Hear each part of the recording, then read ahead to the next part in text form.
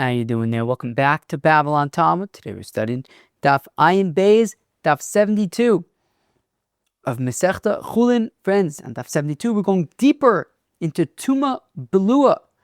We are going to move a little bit deeper into understanding our Mishnah and the tumah beluah and the midwife and the this and that.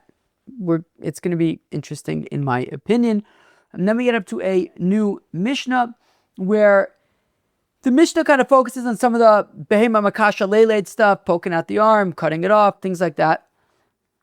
The Gemara that follows gets into a discussion about tumah's beis hastarim, which is interesting, in some ways similar to tumah beluah, but hidden tumah, and how a poked out limb can be metamei the rest of the fetus. Anyways, that's going to be a part of the Mishnah that we're going to be exploring in the Gemara. So, I guess it's kind of similar to the last few days.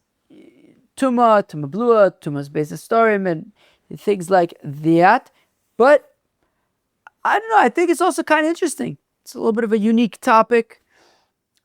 A topic that we don't necessarily interact with all the time. So it's nice to have this experience. Friends, let us have a great time and study Daf Ayin Beis, Daf 72 of Masechta Chullin. Friends, we begin at Daf Ayin Aleph Amid Beis. About... Oh no, did somebody... What's going on here? Somebody left their phone here? What is that? I think my mom set an alarm for herself to turn off the salmon and then left my phone here and went for a walk with my dad. I'm going to go turn off the salmon. I'll be right back. All right, let's try this again. All right, where are we? We are on Daf Ayin Aleph Amid Beis, two, for about 10 or so lines from the bottom of Daf Ayin Aleph Amid Beis. Okay, wait, where am I? Oh no, that's not what I want. And noise canceled. Okay. Omar Ravet Tarvayu Tanani. Oh, Givaldi, Mamash Givaldi. So yesterday, we learned the Mishnah about a woman who was giving birth to. We were learning yesterday about a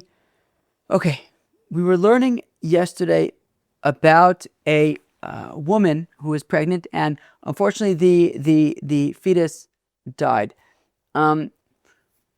Just as a technical thing, I think that I'm going to be referring to the fetus as a dead fetus because I think it's the clearest way to talk about it in the context of our Gemara, even though I feel uncomfortable talking about a dead fetus because I imagine that it could be that there are some people that might have that might be sensitive to that. So I just want to mention that if I'm saying a dead fetus, it's not to be insensitive or anything. I think it's just, it's the clearest way to make sense of this Gemara, which is not the easiest. So if I say dead fetus, it's not to be, insensitive or anything. So you have a woman who is pregnant and her fetus has died. Now, so we said if the midwife sticks her hands into the woman and touches that dead fetus, the midwife is tamei. However, the woman remains tahor until the fetus leaves her body, in which case she will be tamei tumas hames. Now, the Rabbah had said yesterday that at the beginning of the Gemara, Rabbah had made a statement. Amar Rabbah kishem she tumah beluah eina mitama. That just like tumah beluah is not mitama, kach tara beluah eno mitama. So Rabbah introduced us to these two concepts of tumah beluah. Tumah beluah is when you have, we used as an example, an example from our Mishnah, right? Let's actually not use it. Let's use the example from the Gemara actually. The nevela, if a person eats nevela, okay, nevela is tummy, makes a person tummy. Now, a person goes to, they eat nevela, and they go to the mikvah, and at the end of the day, they become tahor, even though there's still nevela in their stomach. They're still digesting it, so there's nevela inside of them, and yet, once they go to the mikvah at nightfall, they become tahor, and the nevela that's inside of them is not mitah, it doesn't make them tummy. because that's what's called tumah beluah, swallowed up tumah. And swallowed up tumah is not metamei. It's not going to make the person tamei. And we also said that tara beluah, swallowed up, it's something that's swallowed up. So for example, if you take a ring, a metal ring, and it's tahor, and you swallow that, and then you go into a oel ames, a tent in which there is a corpse, so you will become tamei right away. However, that ring inside of you will remain tahor. That's what's called tara beluah. That something that's tahor and is swallowed up will remain tahor. So something that's tumah beluah, something that's tamei and swallowed up will not be mitamei the person, and tara beluah will remain tahor even if a person, for example, goes into a oel ames. Now we had said yesterday, so Rabbi had said kishem shetuma beluah eina mitama kach tara beluah eina mitama, and he learned out the tumah beluah from Nevela, and then he learned that Tara beluah from a Kal V'chomer. So now comes Rava, and Rava says, why do we need Rabbah and his statement of Kishem she Tuma beluah eina mitama kach Tara beluah eina mitama, and he learns it out from Nevela, etc. It says Rava, it's poshut. There's a Mishnah, Masechta Mikvos, that tells us both of these halachas. Like, why is Rabbah teaching us these halachas? It's a Mishnah. Says Rava, Tavayu Tanani. We learned both concepts of Tumah beluah and Tara beluah in a Mishnah, Masechta Mikvos. Tumah beluah tanina, Tara beluah tanina. Tumah beluah, where do we see a Mishnah that teaches us Tumah beluah? Now we learn in a Mishnah, Masechta Mikvos, Bala tabas timeya. If a person swallows a tamei ring, what kind of a tummy ring are we talking about? So we're talking about, for example, so there is in the first parak, in the first aliyah, I believe, of Parshas Chukas, there is a pasuk that says, "V'chol asher yiga al pnei asada b'chalal cherev o b'meis," etc. It's talking about tumas hames. And it says b'chalal cherev, and there's a drasha, I believe it's in the Gemara in Nazir. I don't know if it comes up in other places as well, but cherev areu kechalo, which be'etzem, what we learned from there. So cherev areu kechalo means that a sword is like a corpse, and essentially what it means is that any metal object that comes in contact with a corpse, it becomes tamei. Usually, if a person touches a corpse, so the corpse is navi avosa tumah, the person becomes an ava tumah. But no, if a metal item touches a corpse, that item be'etzem also becomes a type of aviyah avosatum. It's not an avatum. It's an aviyah avosatum. It can be mitami adam v'kelim. Well, so can avatum, but it will make adam v'kelim an avatum. It's an aviyah avosatum with certain limitations. Maybe some machlokas, I don't know, but the Ramban al Torah, he writes that it's a kind of aviyah avosatum with two limitations that he points out. One is that there's no hazah shlishi v'shvi, as we'll kind of see in a second, right? So you'll be tummy first. So what's going on? So we're talking about a person swallowed a ring. This ring was tummy. How did it become tummy? It touched a corpse. Now, therefore, a ring that touches a corpse itself becomes an aviyah avosa tumah. The ring is an aviyah avosa tumah. This person now picked it up and swallowed it. So when he touched it, he became tummy with tumas hames. It's as if he touched a corpse. He touched his ring. So he contracted corpse tumah, which is a 7-day tumah. So I said that there are two differences. I think I only mentioned one. One is that there's no azah shlishi v'shvi. Maybe it's a machlokas, but this is what the Ramban al Torah says, that there's no azah shlishi v'shvi if you become tamei from touching metal. And secondly, it's not mitami ba'oil. It's mitami b'maga uvemasa, which is taka machlekes here. Tosfos also agrees with that. Rashi disagrees with that. Rashi would say that the ring is not mitami b'masa. Anyways, a person touched this ring. The ring because he touched this ring, he has contracted corpse tumah. He's going to be tummy for 7 days. Now, says the Mishnah, bala tabas tmeir. So if a person swallows a ring that is tummy, tovel, so he's tummy for 7 days, then he goes to the mikvah. Interestingly, right, didn't say anything about Azar, Shlishi, V'Shvi. Could be right for the Ramban. Anyways. Ve'ochel b'truma. And then he can eat truma, right? So a person touched this ring that touched a corpse, and he contracted corpse tumah. So he's tummy for 7 days. After the 7 days, he goes to the mikvah, and he's a tvul yom until the evening. And that night, he can already eat truma. 1 second, he's still got this tamei ring inside of him. That ring is still tamei. Going to the mikvah made him tahor, but the ring that's inside of him remains tamei with corpse tumah. And yet, it is not being metameim. And yet, that ring is not going to be metameim. And he can eat truma that night. So, hikia, if then, subsequently, he barfed it out, Timeya, the ring still remains tamei, vitamatu, and it makes him tamei as well. When he was barfing it out, he touched it, and it became him. He became tamei and by doing that, he recontracted the corpse tumah.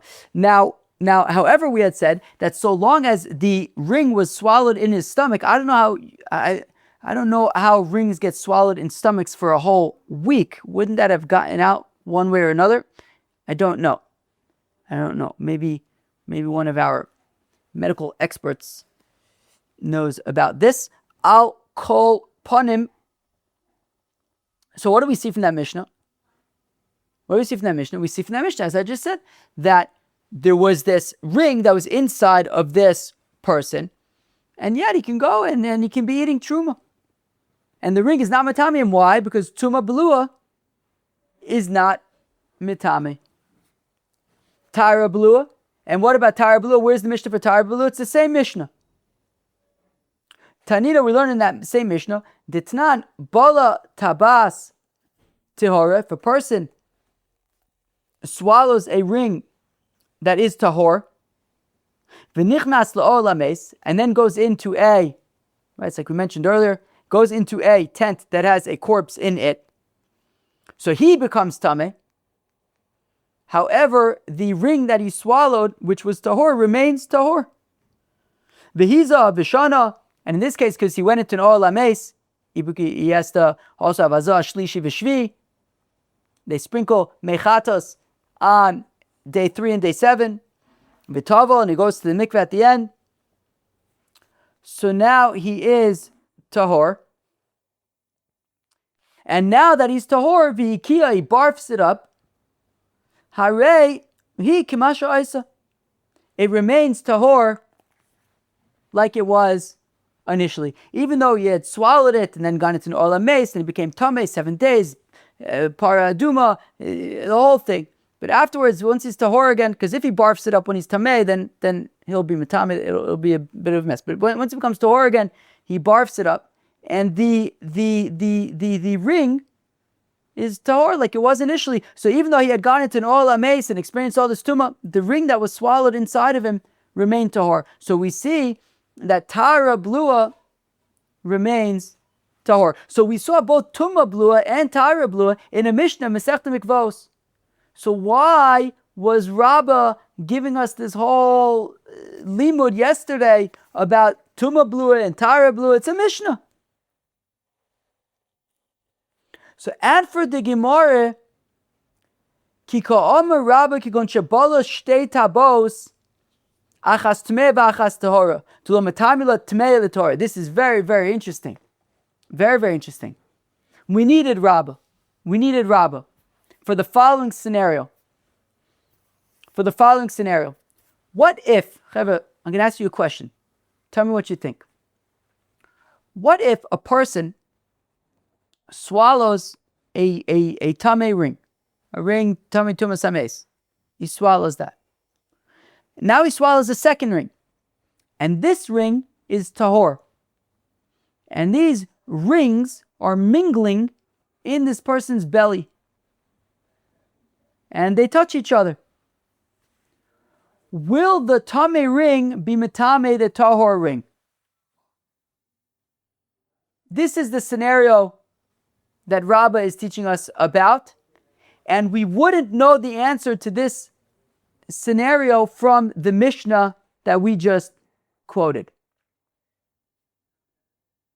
So we were saying that, why do we need Rabbah? We have this Mishnah. Didn't the Mishnah teach us that he swallowed this ring? The ring was tumah, and he was able to eat truma nonetheless. So we see that tumah beluah is not metamei.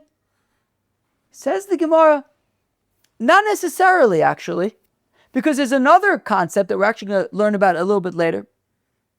Actually, maybe it's a little bit different. There's another concept which is called Maga Beis Hastorim. Maga Beis Hastorim, which is that Maga Beis Tumah Beis Hastorim. Maga Beis Hastorim is tahor. If you have tumah that's hidden, in this case, right? Meaning, if we look at the example in that Mishnah in Masechta Mikvos, what happened? He had swallowed this tamei ring, and because he did that, he became tamei 7 days, and then finally became tahor, and he went and he ate truma. And we're saying, wow, even though he still had this tamei ring inside of him, he was able to eat truma. So we came to the conclusion, why was he able to eat truma? Because that ring is swallowed inside of him. It's tumah beluah. Tumah beluah is not metamei. He remains tahor, and he can eat the truma. But there's another way you can look at it. It's a different concept, which is similar, but there are differences. There's a similar concept called Maga Beis Hastorim. That Maga Beis Hastorim is tahor. That this ring that is inside of him is, sure, it's touching his insides, but it's his insides. It's hidden. It's Beis Hastorim. And this touching that's happening between him and this ring is happening in a concealed space in his belly, so it will not be metameim. So you can explain that the Mishnah is not teaching us tumah beluah. You could argue that the reason why it's tahor in the Mishnah, he can eat the truma even with the ring inside of him, is because it's Maga Beis Hastorim. Now, if that's the case, we wouldn't know what to do with Rabbah's scenario that he just gave us, which is that you swallow a tummy ring and you swallow a tahor ring. Because if we would only have that Mishnah, I might, as I said just now, I might come to the conclusion from the Mishnah that the reason why he's able to eat that truma is because the ring in his belly is tumas beis hastorim, is maga beis hastorim. Maga beis hastorim is that he is touching the ring in a hidden place. However, that's between him and the ring. He's touching the ring, but in a hidden place. But if you swallow two rings, one of them is tahor, one of them is tamei, and they bump into each other in his belly, who cares? That's between the two rings. So then the tamei ring will be metamei the tahor ring. Maga beis hastorim being tahor is a thing for him.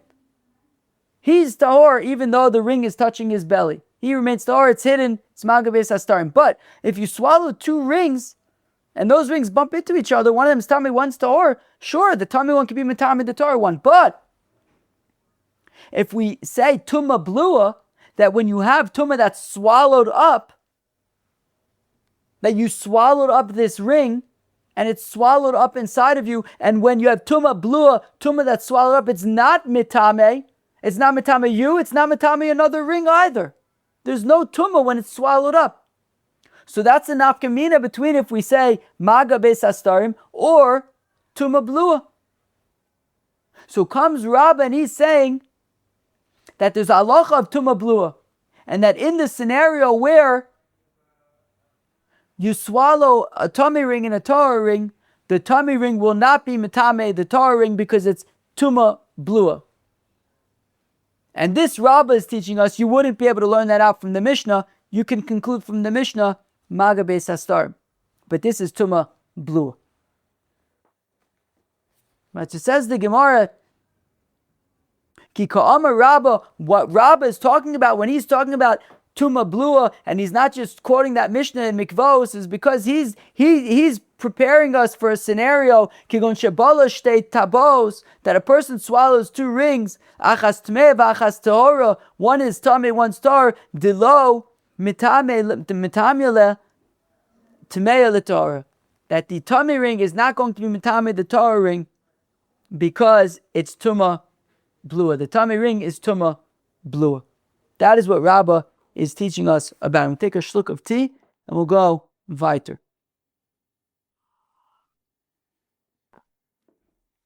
So now says the Gemara, Uber. So very interesting. Okay, so now the Gemara asks an important question. In the Mishnah that we learned yesterday, we had said, so you have this woman, and inside of this woman there is a dead fetus. Inside this woman there is a dead fetus. So we said that she remains, so long as the fetus is inside of this woman, she remains tahor. But we said that if the midwife sticks her hands into this woman and touches the fetus, so now if the midwife sticks her hands into this, inside of the woman and touches the a dead fetus, so we're saying that the midwife becomes tamei. Now, the thing is, if we're saying that this fetus is be'etzem tumah beluah, it's inside of, it's tumah that's inside of the mother. And tumah beluah is not metamei. And Rabbi had just said that if you swallow these two rings and you have a tamei ring and a tahor ring inside of a person, the tamei ring is not metamei the tahor ring. So here also you have this dead fetus that's inside of the mother. The dead fetus is tamei, is coming into contact with the hands of the midwife, which is tahor. This is all happening inside of the mother. This should be basically analogous to the two rings inside of a person who swallowed them, where we said that tumah beluah, because of tumah beluah, the tummy ring is not metamei the tahor ring. So also the dead fetus should not be metamei the midwife.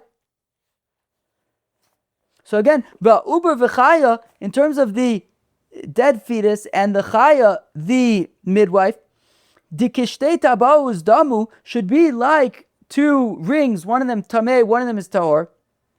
Become mitame la uber lechaya.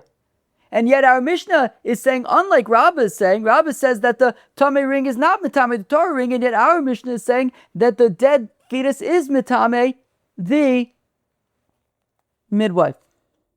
What do we say? Amar Rabbah says, Rabbah shani uber ho v'sofalatzis. Well, the dead fetus is different. The fetus is different because it's ultimately going to have to come out, and well, when it comes out, it's going to be tumas hames. So because ultimately it's going to have to come out, that's why in this case, when the midwife sticks in her hand and touches the dead fetus, she becomes tamei.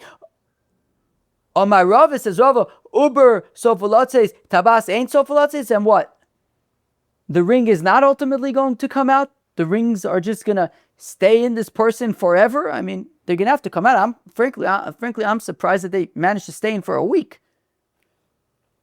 So, my Rava, rather says Rava, pumbedi soy, yade taimud amilsa, umanu, who's that? Rav Yosef. The Rav Yosef, the pumbedi soy, the pumbedi saying, knows the answer to this. The Amar of Yosef, Amar of Yehuda, Amar Shmuel, Tumazo eino midivrei sofim, ele midivrei Tumazo eino midivrei Torah, ele midivrei sofim. Says Rav Yosef, the name of Yehuda, the name of Shmuel, that this tumah, when the Mishnah says that the midwife is tamei, but when she touches the fetus, that's tumah midira abanon. It's tumah midira abanon. Really, meikar adin. It's tumah beluah. It's not metame. Midra abanon, it's metame. Midra abanon, we say that the midwife is tamei. We're going to explain why in just a moment. My ena midivrei Torah, and why did the Gemara say, right? Rav Yosef could have just said tumazo midivrei sofrim, right? Rav Yosef could have said that this tumah is midra abanon, but he didn't say it. He said it's not de oraisa, it's de rabbanon. Right? It's tumazo. Eino midivrei Torah, ele midivrei. Why do you have to say eino midivrei? Just say midivrei sofrim. It's midivrei rabbanon. So my eino midivrei Torah, ele midivrei sofrim. Why say it's not deoraisa? What are you trying to tell us? De lo tema aliba de Rabakive de Amar uber b'mei isha tamei. Well, there's a machlokes that we're going to see now, and we're going to expand upon it within the next few minutes. There's a machlokes between Rabbi Akiva and Rabbi Shmuel. with regard to this case, a dead fetus inside of a mother, is it tamei midaraisa or is it not? Or is it not? Rabbi Akiva says that a dead fetus inside of a mother is tamei midaraisa. So when Rav Yosef is saying it's not midivrei Torah, ela midivrei Sofim, what he's saying is do not explain the Mishnah in the following way. Do not explain the Mishnah in the following way.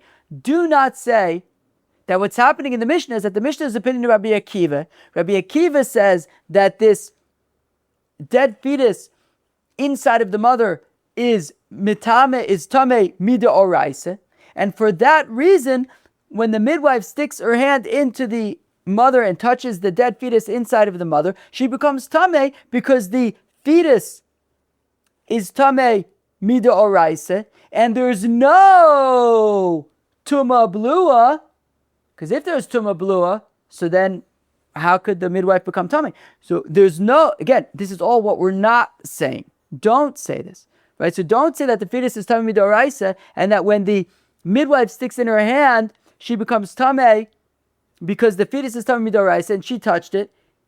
And even though it's swallowed up in the mother, we don't say tumah beluah. Tumah beluah is metamei. And why is the mother tahor? Because it's maga beis hastarim, because it's inside of her. It's inside of her, so she's not tamei because of maga beis hastarim. But the midwife would become tamei because she's touching this dead fetus, which is tamei midaraisa. And tumah beluah is metamei. Don't say any of that. So that's what Rav Yosef is saying. He's saying eina midivrei Torah. The reason why the midwife is tamei, it's not midaraisa. It's not like Rabbi Akiva. It's not that because the Mishnah is Rabbi Akiva and this is tumah midaraisa. I mean, we don't say tumah beluah. No, ela midivrei Sofim. Rather, we do say tumah beluah. And even if you say that the tumah is midaraisa, that the fetus is tamei midaraisa, still the midwife would be tahor because it's tumah beluah, and tumah beluah is not metamei. So then, why is the midwife tamei then? Midarabanan. So my eina ela midivrei Sofim, my eina ela midivrei Torah, ela midivrei Sofim, delo tema aliba de Rabbi Akiva. Don't explain that the Mishnah is Rabbi Akiva, the Amar uber b'mei isha tamei, that the dead fetus inside of the mother is tamei, and that's why the midwife is tamei. Ela afilu Rabbi Shmuel. We can even explain the Mishnah according to Rabbi Shmuel, the Amar uber b'mei isha tahor, that a dead fetus inside of a woman is tahor. So if that's the case, then why is the midwife tamei? Gazuba tumah midirabanan, that they made a gezerah of tumah midirabanan. My timer, why did they make a gezerah midirabanan to say that the midwife is tamei? Amar Rav Oshaye gezerah shema yotzi vlad rosho chutz lepruzder. Well, we're concerned that what if the dead fetus had its head had left the uterus, in which case it would already be tamei tumas hameis at that point. It would already be considered born, and the midwife didn't realize it, and she thinks it's still in the she thinks it's still in the uterus. It's not yet tamei, and therefore she'll think she's tahor, but really she's not. So out of concern for that, we say that she's tamei midirabanan. Well, then why don't we also say that the woman, right, the pregnant woman herself, should also be tamei, right? We say that she's not tamei until the baby comes out. But why don't we say that? Why don't we have the same concern for her? So isha margeshes ba'atzma. Well, she'll feel it. She'll know when the baby is no longer in the uterus. So v'tema la l'chaya. Well, why doesn't she tell the midwife? Trita. Well, she's got a lot on her mind at the moment, so she may not be able to communicate that to the midwife so good. So we make a gezerah by the midwife to say that she's tamei, but in terms of the woman, she'll know when the baby has moved its head out, and at that point she will be tamei. Okay, but So therefore, we say that tumah beluah is not metamei, and the midwife becomes tamei only midirabbanan.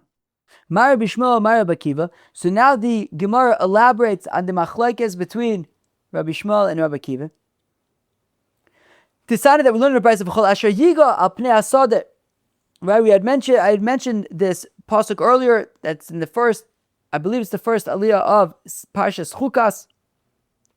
It says V'chol Asher Yiga al Pnei Asodeh b'chalal chereb o b'meis o be'etzem adam o be'kaver yitma shivas yom. That if a person who's out in the field and he touches a corpse, he becomes tummy for 7 days. Now it says, so the time we learn about somebody who touches a corpse out in the field. Lahotzi uber shebmei isha. Div Rabbi Shmuel. That comes to exclude a dead fetus inside of a mother, because that's not out in the open on the field.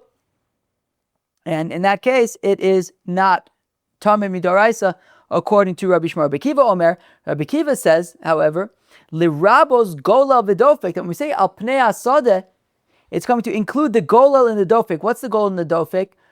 So Rashi seems to be explaining it as, for example, a coffin, right? A coffin has a lid and it has walls. It has the sides. So the golal is the lid of the coffin and the dofek is the sides of the coffin. The Rambam explains it a little bit differently, which I found interesting, and I think kind of makes sense in the context of the field kind of setting of the pasuk. He says it's like a corpse out in the field, I'm imagining, and you find like different rocks and things to put around the corpse, and you make like a kind of wall with like rocks and whatever else you could find, and then you cover it with whatever slabs you could find. So I feel like that fits him good with the al pnei asodeh. Anyways, the concept is the same, I guess, according to Rashi and the Rambam, which is basically you create some kind of coffin of sorts for the corpse, and it's going to have walls and it's going to have a lid. The lid is the golal, the walls are the dofek. If you touch either the golal or the dofek, you will be tamei. That is what Rabbi Kiva learns out from B'chashiga al Pnei Asodeh. He learns that l'rabos, to include the golal and the dofek, that they are also metamei. If you touch them, it will be tamei tumas hameis. Rabbi Shmuel, golal v'dofek yochsel gemirla, and Rabbi Shmuel says that halacha, that the golal and the dofek are metamei tumas hameis, that is halacha l'Moshe Misina. He doesn't learn it out from that pasuk. Rabbi Kiva, uber b'mei isha tamei mida oraisa minale. How does Rabbi Akiva know that a dead fetus inside of a mother is metamei mi de oraisa? Rabbi Shai says, Rabbi Shai Makod, the pasuk says, anogea b'meis b'nefesh. Ezu meis shebenefesh shel adam. What's a mace that's inside the soul of a person? Havi omer ze uber shebmeisha. That is a fetus inside of a woman, and if it's dead and one touches it, so then they will be tamei. What does the pasuk say? Okay, fine. Okay, but it's talking about tumas hameis. Fine. Rabbi Yishmael, Rabbi Shmuel, what he learns out from Anogea b'meis l'nefesh, Anogea b'meis b'nefesh, is that a revius of blood from a corpse will be metamei tumas hameis. Shemetama, that it's metamei shenemar, as the pasuk says, Anogea b'meis b'nefesh ha'adam. Ezu nefesh shel ha'adam shemetama. What's the soul of a person that's metamei? Avi omer zo revius dam. It's a revius, a quarter of a log of blood. I think a log is like half a liter. I think a log is half a liter, which would make, I think maybe a little bit less than half a liter, which would make, I guess, a revius a log kind of like a quarter of a liter-ish. Okay. I'd have to look that up. I think. No. Wait, yeah. Right. If a log is half a liter, so wait, what? If a log is a half a liter, which I think it's around a half a liter, so then that would be I guess an eighth of a liter. Oh yeah, okay, that sounds about right. A revius is about an eighth of a liter. I think that makes sense. Rabbi Akiva, L'taimei, Rabbi Akiva says the Amar Ap Revias Dam Abba Mishnei Mesim Metamei Ba'ol. Rabbi Akiva says that even a revius of blood that is made up of blood from two corpses can join together to create a revius and be metamei ba'oil. The Tanya Rabbi Akiva Amar says Rabbi Akiva Minayin Revius Dam Abba Mishnei Mesim Metamei Ba'ol. How do you know that a revius of blood that's collected from two corpses together is metamei ba'ol? Shenemar ve'al kol nafshos Meis lo yavo. Nafshos is plural, meis is singular.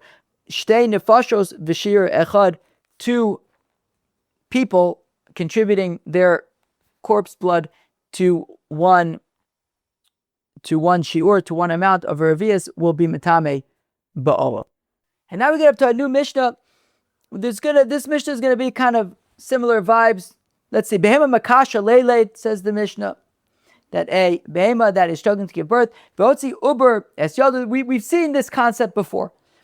And the uber stuck out its hand, and it was then promptly cut off. And then you slaughter the mother. So basar tahor. The mother is tahor, the fetus is tahor. The arm that was chopped off is nevela. Right? It was chopped off of a live fetus. It's Abram and Achai. It's treated as nevela. But the mother, the fetus, everybody there is tahor. Enjoy the meat. Shachat es imo va'achar kach. Now, what if the fetus stuck out its arm? You didn't chop off the arm. You slaughtered the mother. So in this case, now here's the machlekes between Rav Meir and the Chacham that we've seen before. So now what happens? So shachat es imo v'achar kach chatocho. So if you had first slaughtered the mother and only afterwards chopped off the arm, habasur maga nevela divrei Rav Meir. According to Rav Meir, that arm is nevela, and a nevela is an avatuma, and it is going to be metamei, the fetus and the rest of the meat, the mother, all of it, right? It's touching this arm, which is a nevela, and it's going to be metamei. And it's going to be metamei all of the meat, according to Rav Meir. Right? So abasar maga nevela, all of the rest of the meat is touching this arm, which is nevela. Divrei Rav Meir, that's Rav Meir's opinion, and all of the meat is tamei. Maga treifa shchuta, whereas the Chacham say no.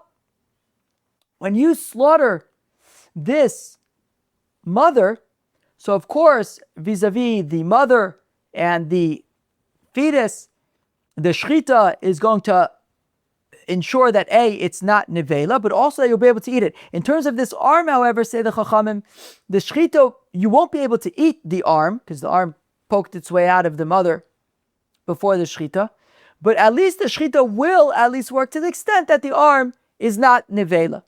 We'll treat it like a treifa shchuta, a treifa that's been slaughtered. A treifa that's been slaughtered, you can't eat it, but it's not tamei either.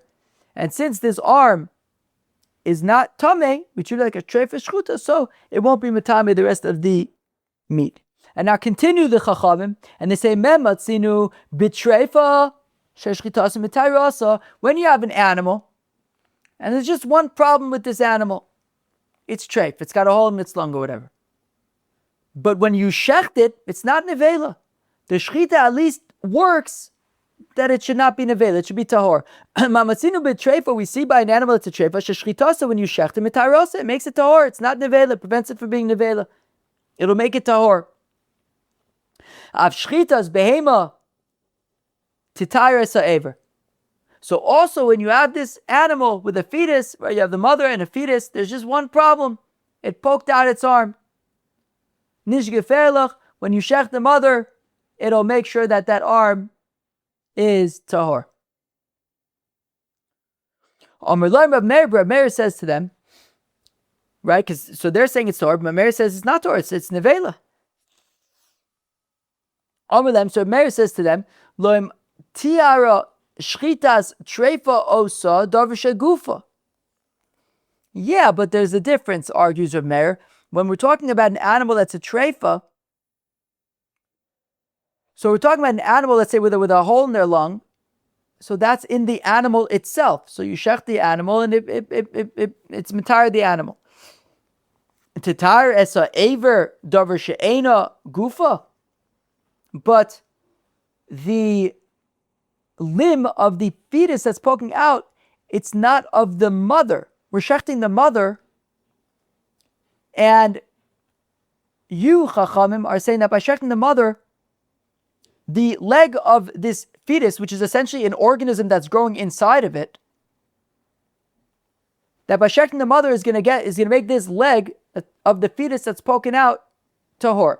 Reb Meir argues, I don't see it that way. Reb Meir says shechting an animal can fix a problem with itself. It can't fix a problem with an organism that's growing inside of it.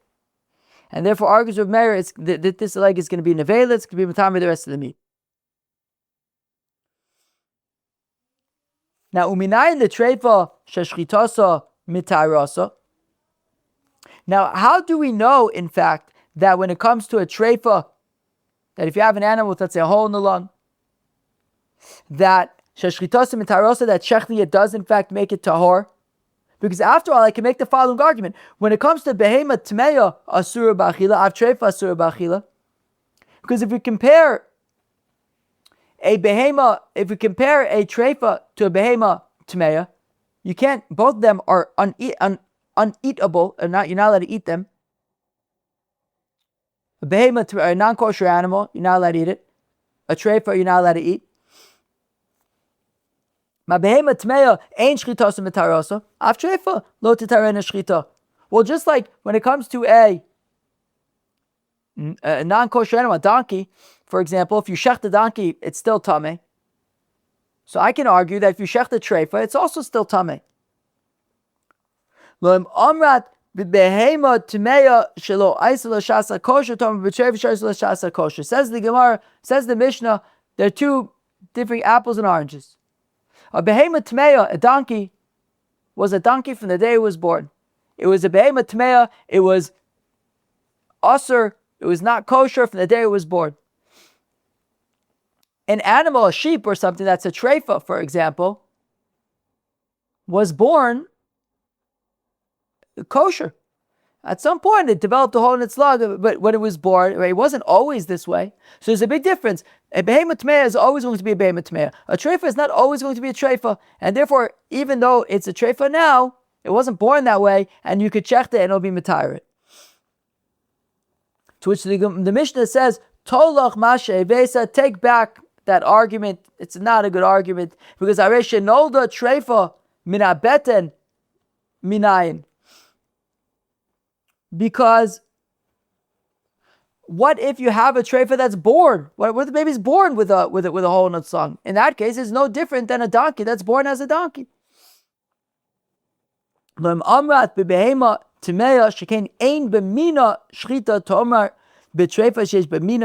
again, we say still they're different. When it comes to a donkey, you're never going to have a kosher donkey. When it comes to sheep, even though, yes, maybe this sheep was born with a hole in its lung and there's nothing you could do about it for this particular sheep, but other sheep are born without holes in their lung and they're perfectly healthy, and you could check those and they are kosher. So when it comes to donkey, there's no such thing as a tahor donkey. When it comes to sheep in general, yes, sheep are tahor. And because of that, even if this particular instance, this sheep happens to be a treifa, you could still shecht it and it will be tahor. Ben shmona chai. However, if we're talking about an animal that was born in the 8th month of pregnancy, for example, a calf that was born in its 8th month of pregnancy, so the assumption is, like we mentioned recently, that a person or an animal that's born, that's supposed to have a 9-month term and is born after 8 months, is not viable, and therefore ein shchita mitaraso lefisha ein b'mino shchita. Shechting such an animal will not be matayer, because the assumption is that all 8-month pregnancy calves are not viable. You won't find one, and therefore they are all shechting it will not be matayer. Now, frag the Gemara, Reb Meir had said that if you have this mother and you have this fetus, the fetus pokes out its arm, and then you shech the mother, and the arm is still dangling outside. So it says Reb Meir that this arm is nevela, and it's metamei all the rest of the meat.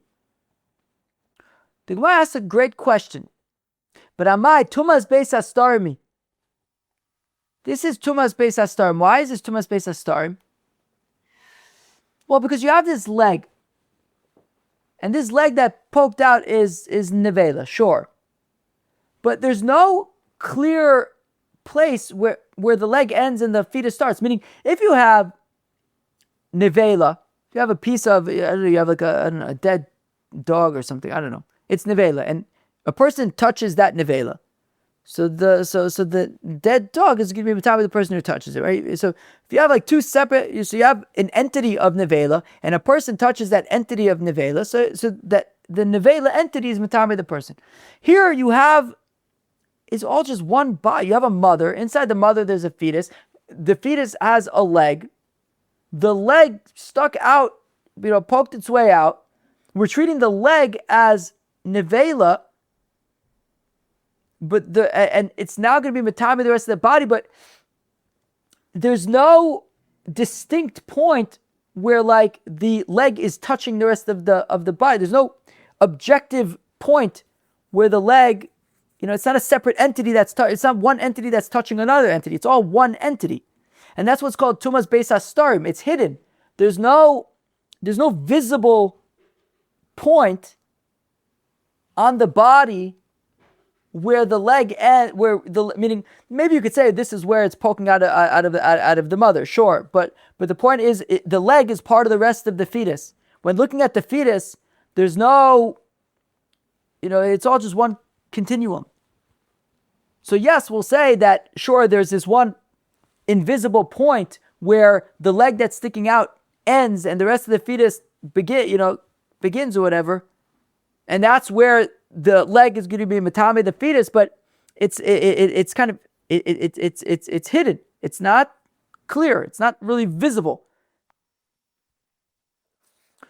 So amai, why would the leg be matame the rest of the fetus? Tumas beis hastarim. That's what's called tumas beis hastarim. It's hidden. It's not an objectively visible, like kind of two separate entities, one touching the other. It's all part of the same entity, and you can't really see where one ends and the other begins. V'tumas beis hastarim lo matame lo matame, and tumas beis hastarim would not be matame. So how could it be that this leg, according to Reb Meir, is being matame the rest of the body? Leim Reb Meir l'tame. Well, this seems to be Reb Meir's opinion that he holds that tumas beis hastarim is matame. Where do we see this? In a Mishnah, Masechta Kelim. I haven't gotten there yet. This is a Mishnah in Perek Chav Zayin. I'm Perek Yud Zayin, I think. Titnad shlosha al shlosha shenechlak tar min hamidras aval tamei maga midras divrei Reb Meir. Shlosha al shlosha. What's shlosha al shlosha? 3 tfachim by 3 tfachim. What's shalosh al shalosh?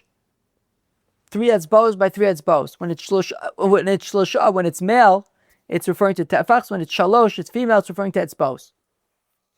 Why am I saying this? Because generally speaking, when it comes to tumah, the minimum size for tumah, generally speaking, is shalosh etzbos al shalosh etzbos. 3 finger breadths by 3 finger breadths. But when it comes to tumah's midras, it's 3 tfachim by 3 tfachim. What's tumah's midras? There are certain tumahs, zav, zava, nida, I believe mitzorah as well, that are metame tumah's midras. This means that essentially if they put their weight onto something, that thing becomes an avatuma just like them. Now, that could be mishkav umoshav. They could lie down on something, sit on something, merkav, something that they ride on. Or they could simply stand on something. So if you have a zav that is standing on a piece of fabric, that fabric becomes an avatuma, and anybody who touches it becomes tameh, just like if they touch the zav. So that's tumas midras. Now, in order for a fabric to be able to contract tumas midras, it has to be at least 3 tfachim by 3 tfachim. So now says Reb Meir, What if you have a zav who stood on a piece of fabric that was 3 tfachim by 3 tfachim? So it's tummy tumas midras. Okay, so it's an avatum.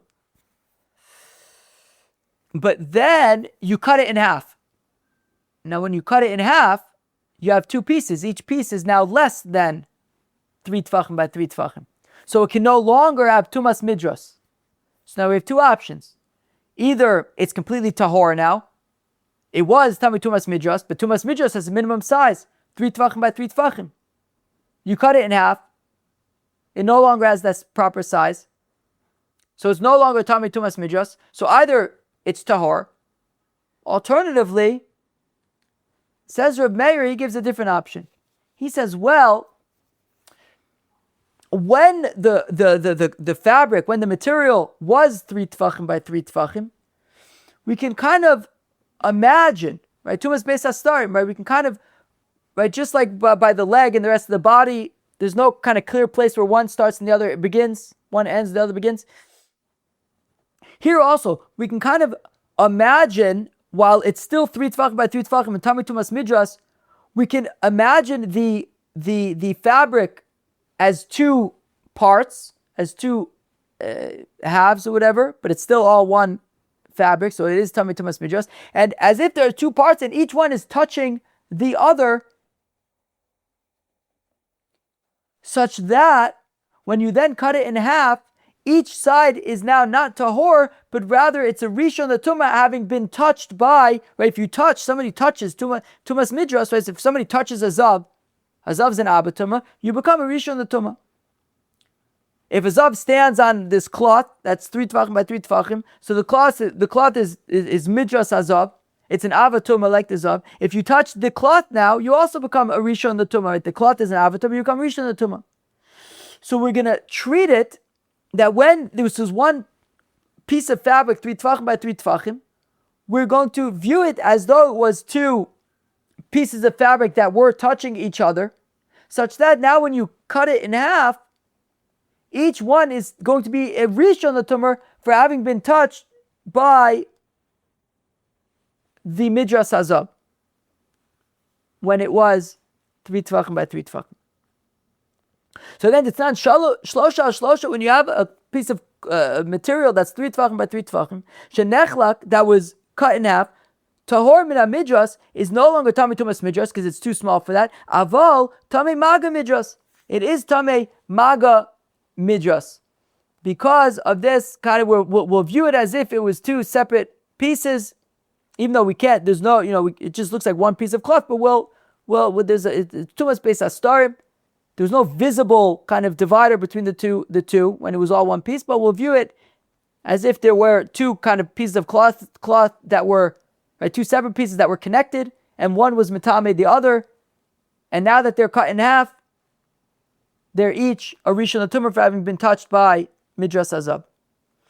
That's Reb Meir's opinion, who says therefore that tumas beis hastarim is metamei.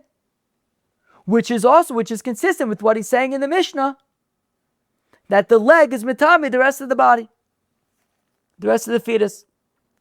Skip the next word. Rabbi Yossi says, Rabbi Yossi in the Mishnah, I don't understand. You have a zavi stood on this fabric. It was 3 tfachim by 3 tfachim. You cut it in half. You no longer have the minimum share for tumas midras. You have nothing. It's tahor. Why are you coming and saying that it's maga midras? It touched the midras. What midras did it touch? You had this cloth. You cut it in half. It's tahor. Elishim naga bo zav sheitame maga zav. But if the zav actually touched this piece of fabric, so you cut it in half, and the zav, I guess, either after the fact touched it. So then, as long as it's 3 etzbos by 3 etzbos, so now it will be a rishon tumah. Alternatively, if the zav, when he was standing on it, when it was 3 tfachim by 3 tfachim, he wasn't wearing any shoes, so he was also touching it. So at that time, right, you have a zav who's standing on this fabric, so it's tamei now tumas midras, but if he's not wearing any shoes, he's also touching it. So now if you cut it in half, so the midras goes away, but the tumas maga zav is still there, so it's a rishon tumah. Fine. But Rabbi Yossi doesn't say, he doesn't agree with Reb Meir that about this tumas beis hastarim, that this kind of imaginary place where they were connected in the middle, they were metamei each other. No. So we want to say that Reb Meir in our Mishnah, who says that the leg is metamei the rest of the fetus, is consistent with his shita of tumas beis hastarim, as we saw here by the fabric. Says the Gemara, no, it doesn't necessarily have to specifically be Reb Meir's opinion. It could even be according to Reb Yossi, because Lav Itmar Allah was not taught about it. Omar Ula. Oh wow, it's getting late. Shabbos is starting soon. I have to finish the recording and edit and upload. Okay. Lav Itmar Allah, was it not taught about this machlokes in Reb Meir and Reb Yossi? Omar Ula, that says Ula, lo shanu ela shlosha al shlosha shenechla. Aval shalosh al shalosh abos mi beged gadol b'shas prishason me'avien mekablos tuma me'avien. Hanam b'shas prishason me'aver mekabel tuma me'aver. Says Ula, look, this machlokas between Reb Meir and Reb Yossi is specifically when the cloth is 3 tfachim by 3 tfachim.